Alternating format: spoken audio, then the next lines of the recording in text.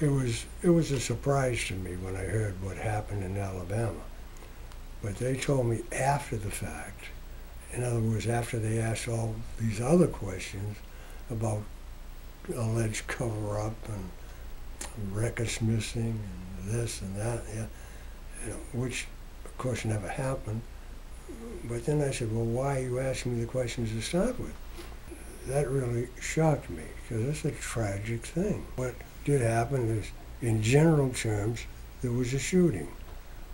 Brother and sister were horsing around, and 3 shots were fired at random times, not one after the other, repeatedly. One into the ceiling, one, I think, well, did hit her brother in the chest, which was fatal, and then another one she fired leaving the premises. The officers apprehended her and brought her to the station for questioning, because there was some question as to how it happened.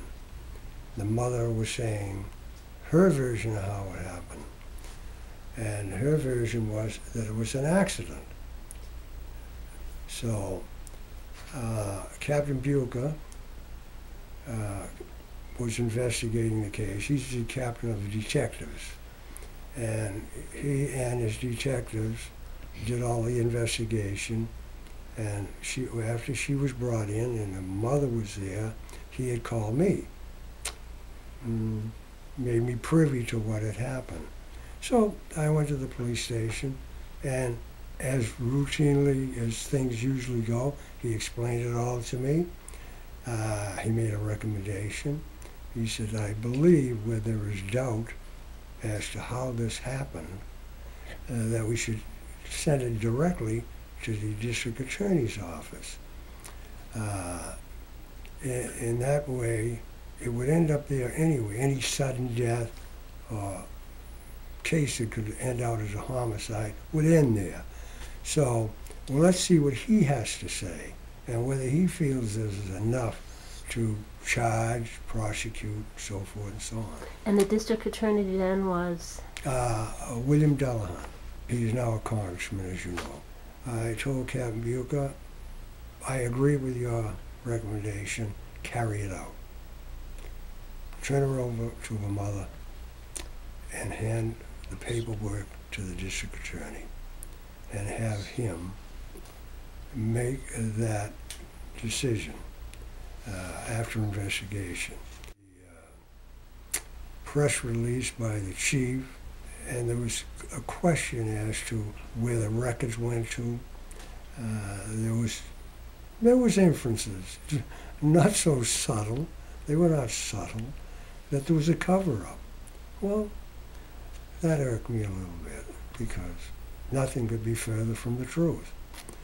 So, and I had also hoped that the chief would extend that courtesy to me and give me a call and give me a heads up that the press was coming here en masse, and not only that, get an explanation from me the questions he had. Evidently, I also got thrown under the bus. The mayor called me. The mayor did give me a heads up. They were at the door when he called, but I appreciate that call. Just common good practice and courtesy. So without my being able to give my side of the story to the chief and help him understand what happened, because he was not there. His was all second-hand, third-hand, and what they pieced together themselves. He said he was a patrolman at the time, I believe.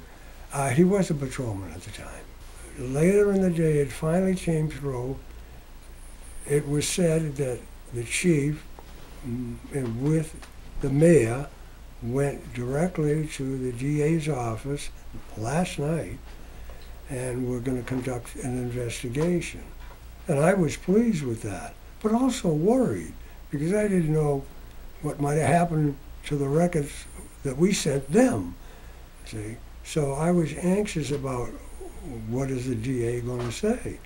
And sure enough, there it was, as I had related. Papers were turned over to them. They did an investigation.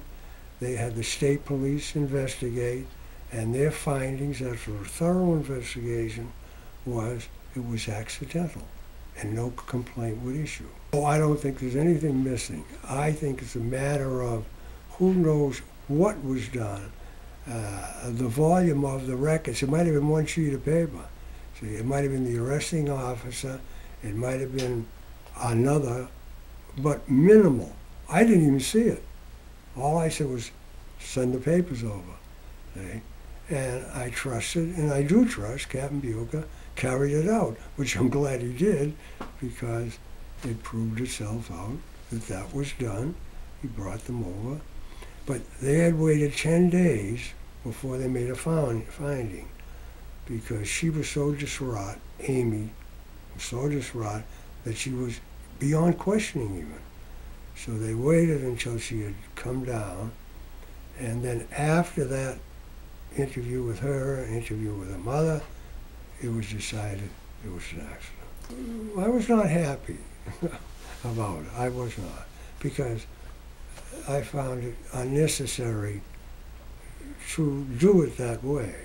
There's a professional way to do it, and a courteous way to do it, and a respectful way to do it. And not only that, but you get the right answers. Talk to me. He's talking about me, then talk to me. See? But talk to me prior to making statements that are utterly false. Where does it stand today? Evidently, they know now that it was ruled accidental, as I said, by the district attorney's office, and that we had forwarded whatever records they were. It's not even established as to what records we're talking about, meaning in volume. It might have been a single sheet from the arresting officer. It might have been one from one detective and the arresting officer.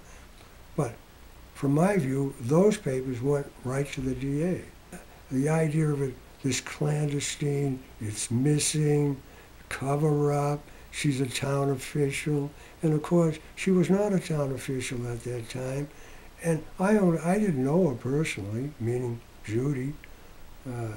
All I know is she was a nice person and a very reputable person.